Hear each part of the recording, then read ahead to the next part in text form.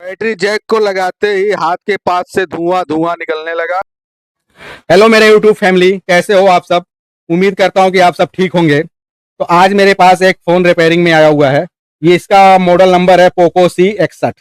इसके अंदर प्रॉब्लम ये है कि ग्राफिक आ रही है और लाइट नहीं आ रही है डिस्प्ले पे। ठीक है, इसमें दूसरा डिस्प्ले भी लगा के चेक किया गया है जिसमें ग्राफिक आ रही है पर लाइट उसमें भी नहीं आ रही है। ठीक है, एक बार मैं आप लोगों को इसको ऑन ऑफ बटन दबा के चेक करवा देता हूं।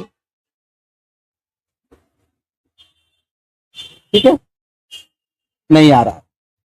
और एक बार आप लोग को चार्जर भी इसमें लगा के चेक करवा देता हूँ। ठीक है,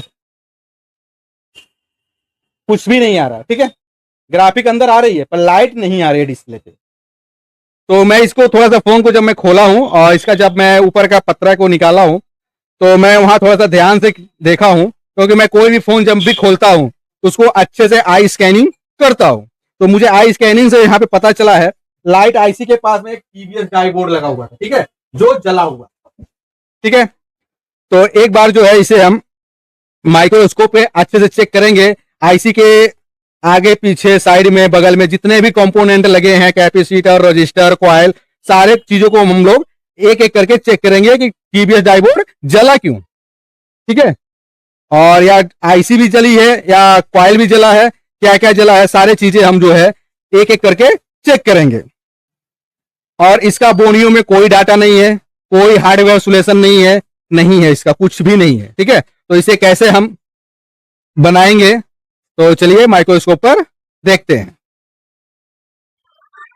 तो ये आप अभी जो व्यू देख रहे हैं ये माइक्रोस्कोप का व्यू है। और ये जो आपको दिख रहे हैं सारे कंपोनेंट, ये केवल लाइट सेक्शन के ही कंपोनेंट यहाँ पर लगे पड़े हैं।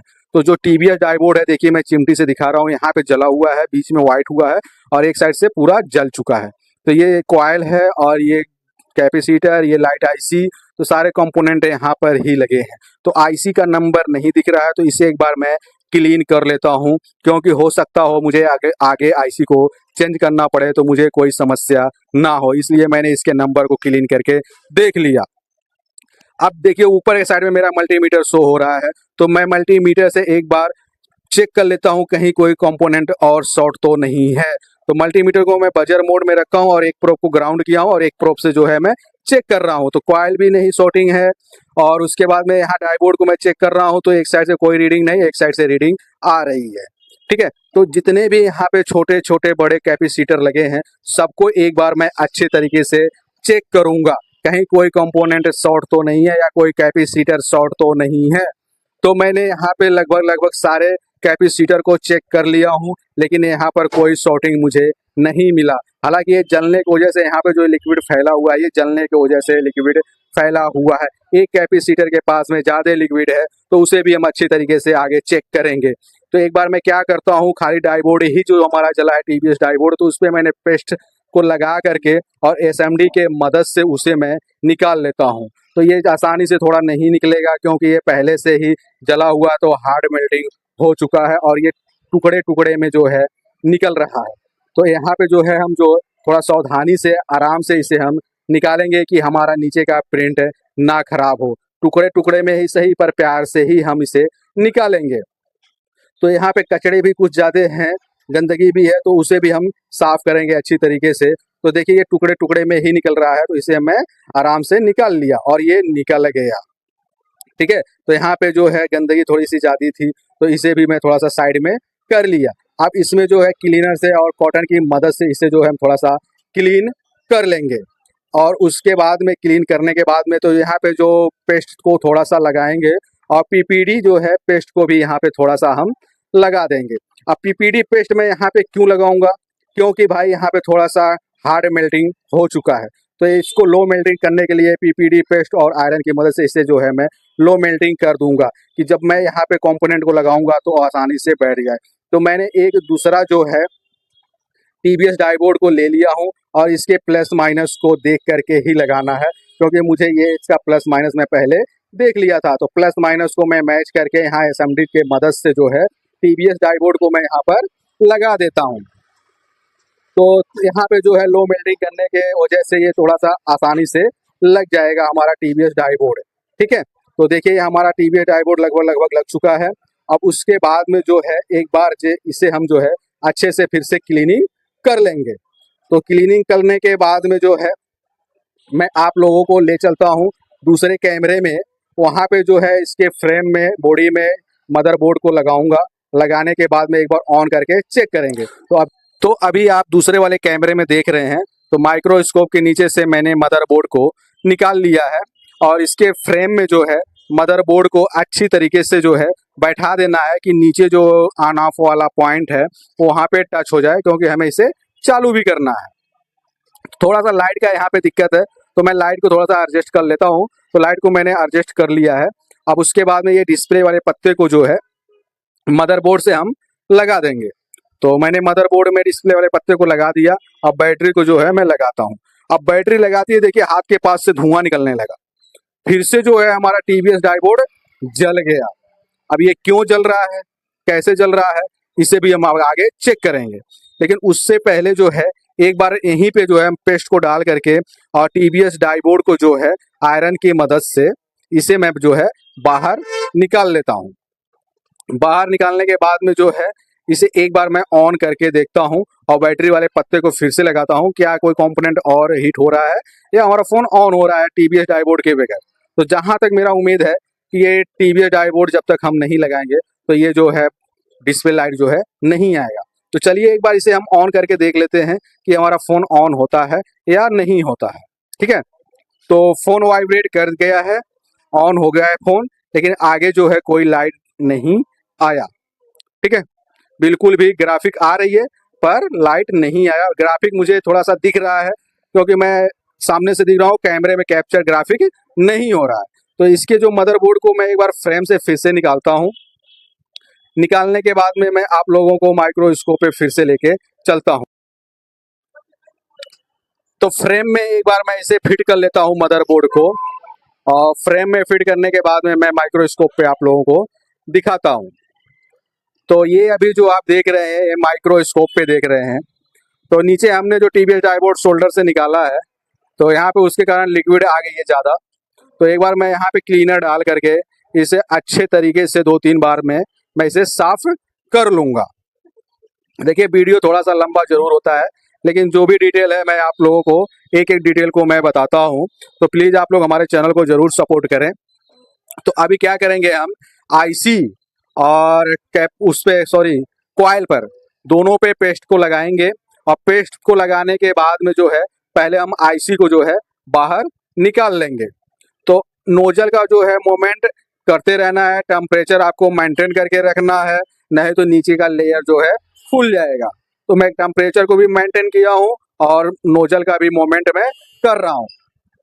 तो मैं यहाँ पे थोड़ा सा टाइम लगेगा निकलने में, क्योंकि मैंने कोई फास्ट फॉरवर्ड नहीं किया है, इसलिए थोड़ा सा जो भी है रियल टाइम का है ये।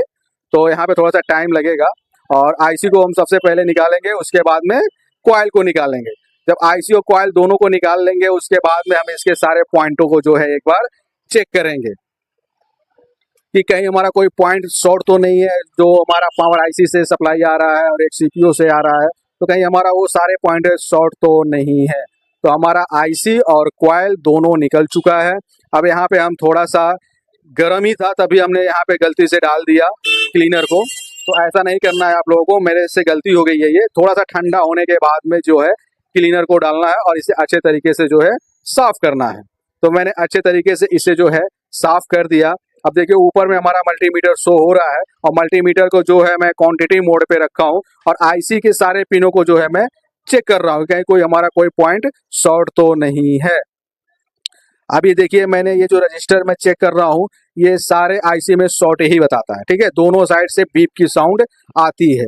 कोई भी 6 पिन वाली आईसी होगी, ये वाली आईसी, तो वहाँ पे एक रजिस्टर लगा होगा, उस रजिस्टर पे जो है दोनों साइड पे बीप की साउंड आपको मिलेगी। तो ये मत आप लोग समझना कि वो रजिस्टर शॉर्ट है, वो रजिस्टर शॉर्ट नहीं है, वो जो है सही है।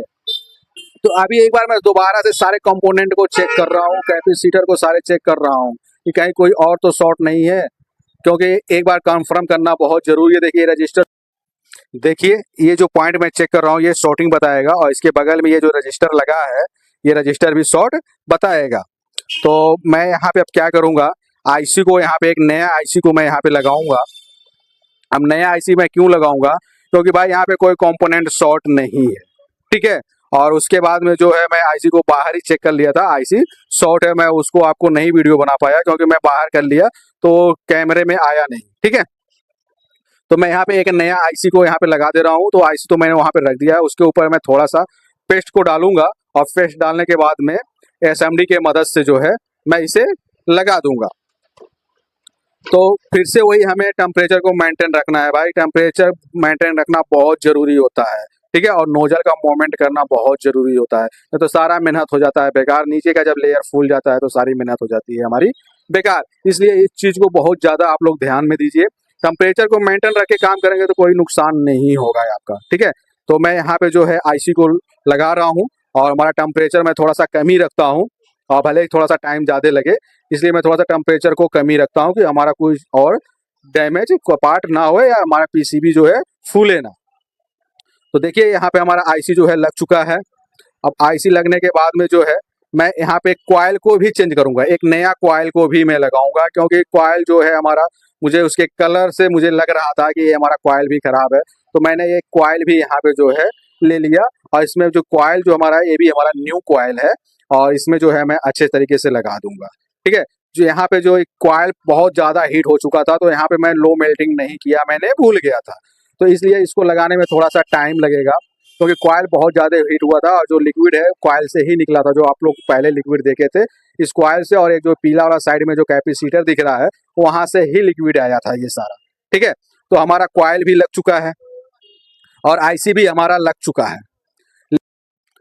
अब हम जो है इसमें एक नया टीवीएस डाईबोर्ड को भी यहाँ पर लगाएंगे। टीवीएस डाईबोर्ड का प्लस माइनस देखना बहुत जरूरी होता है, अगर नहीं देखेंगे तो वापस से भी वो जल जाएगा। तो मैंने प्लस माइनस पहले से ही मैंने देख लिया था और मुझे पता भी है प्लस माइनस किधर होता है, तो मैं वहाँ पे प्लस माइनस को मैच करके टीवीएस डाईबोर्ड को मैं लगा देता हूँ यहाँ पे। तो आप लोग प्लस माइनस को जरूर ध्यान में रख करके ही इस टीवीएस डाईबोर्ड को लगाएं। तो ये हमारा जो है टीवीएस डाईबोर्ड भी लग चुका है।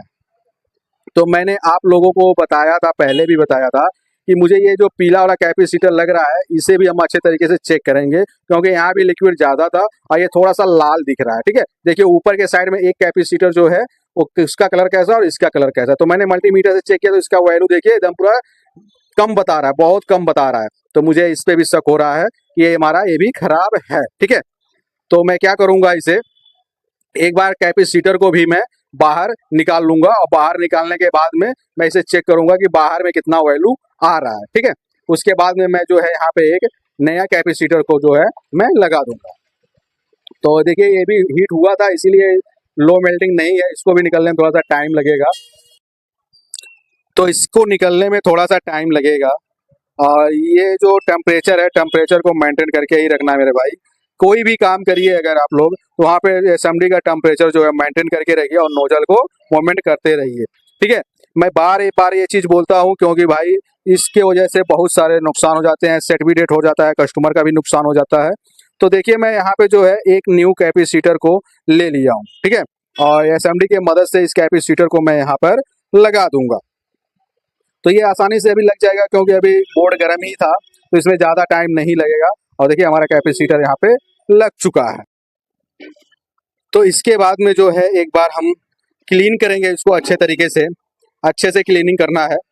क्लीन करने के बाद में एक बार मल्टीमीटर से इसे हम चेक करेंगे कि हमारा वैल्यू कुछ बढ़ा या नहीं बढ़ा, ठीक है। तो एक बार मैं ब्लैक प्रोब को ग्राउंड बना लेता हूँ और मल्टीमीटर को डाईबोर्ड मोड में रख करके मैं इसको चेक कर रहा हूँ। तो देखिए हमारा वैल्यू इसका बढ़ चुका, पहले कितना आ रहा था 98 आ रहा था, अभी 426-25 के आसपास में आ रहा है। तो ये भी हमारा जो कैपेसिटर था ये भी शॉर्ट था। तो अभी मैं आप लोग को दूसरे वाले कैमरे में दिखा रहा हूँ। तो माइक्रोस्कोप के नीचे से मैंने मदरबोर्ड को ले लिया, ये वही मदरबोर्ड है जो हमने रिपेयरिंग किया है। अब इसके फ्रेम में जो है मदरबोर्ड को हम अच्छे तरीके से बैठाएंगे कि नीचे जो ऑन ऑफ वाला पॉइंट है वो टच हो जाए, क्योंकि हमको फोन को ऑन करना है, ठीक है। अब ये जो डिस्प्ले वाला पत्ता है इसके जैक में हम प्यार से बैठा देंगे और उसके बाद में बैटरी को लगाएंगे। देखते हैं अब की बार टीवीएस डाईबोर्ड जलता है या नहीं जलता है। तो ये अब की बार में टीवीएस डाईबोर्ड नहीं जला है, ठीक है। अब इसके बाद में हम इसके पावर की को प्रेस करके रखेंगे और फोन को ऑन करेंगे।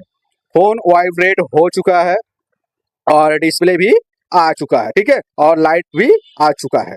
तो अब देखिए मैंने क्या क्या चेंज किया, आईसी को चेंज किया, कॉइल को चेंज किया, टीवीएस डाइवोड 2 लगा दिया और एक कैपेसिटर को चेंज किया।